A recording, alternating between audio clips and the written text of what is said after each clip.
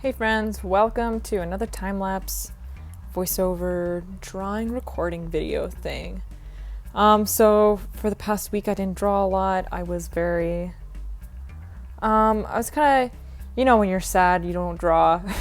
And I was a little overworked and I was overwhelmed. There was a lot going on in my life and I didn't want to draw. So here I did this quick sketch right before I started this piece to like warm up, see if I actually wanted to draw or something. Like, since it's been like quite a long time since I've drawn, because I usually draw like every day for myself, I sometimes you just gotta pick up a pencil and start drawing in order to find out if you want to draw, So that's what I did with that previous drawing, and now I'm using a reference from a fashion blog.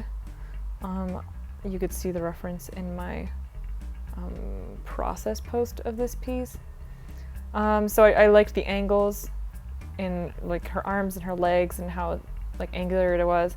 So I had like quite a confusing coat, and then I decided that in the line stage I wanted to really simplify the coat and just have a few lumpy shapes to just give the idea that it was like a lumpy coat rather than giving all the detail.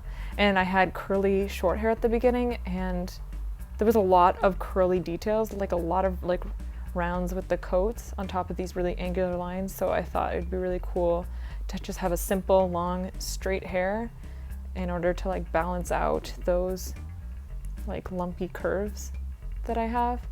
So and I don't really know how detailed or how simple I want to keep something until I start lining it.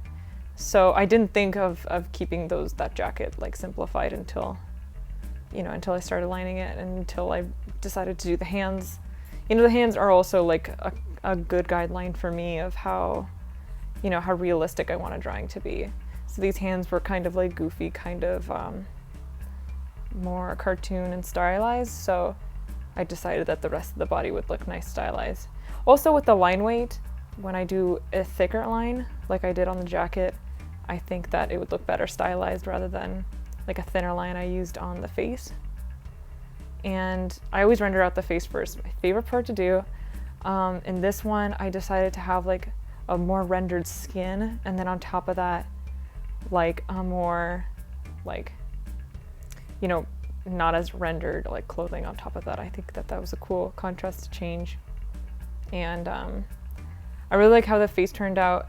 I got rid of the lines on the nose and around the lips, because my favorite thing to do is render out a face. You have a really detailed face and then simple everything else. I think that looks bomb.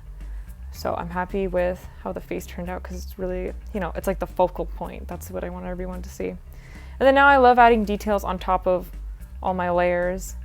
So I even like when I'm cutting into the hair with the yellow of the background, I'm using the background color. I'm not changing the background color after, because then you'll see the yellow of my new layer. Does that make sense? It won't match up. So when I do layers on top of the face, I have to erase it just like that. And that's the end of the video. Thank you for watching, and I hope this was entertaining. Okay, bye.